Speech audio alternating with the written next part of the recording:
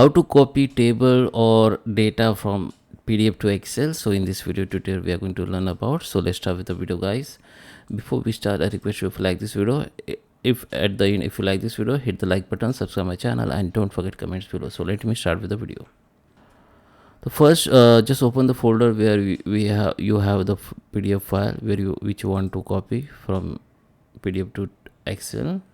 Just click on it, just right click on it and go to the open with, and find here the Word application. If you don't find here, just go to the choose another app, scroll down, go to the more app, and here you can see the Word documents, Microsoft Word app. Just select on it and open it.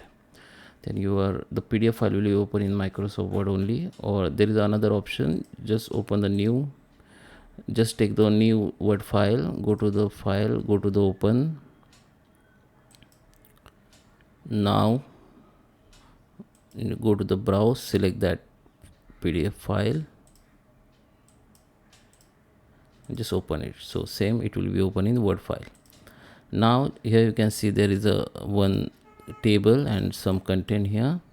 So simply you can just select the content here, just copy it and just go to the Excel sheet, open the Excel sheet and just hit the Ctrl+V.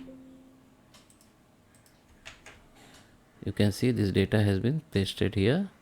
Same, if you want to copy paste the table, just come back again in Word file, select that table like this, just click on the table, then this option will be visible, just click on it.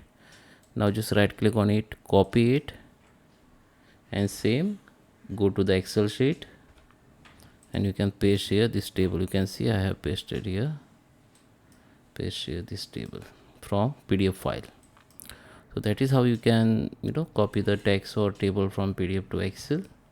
Now you can save this Excel file, go to the save as, select the folder you want to save,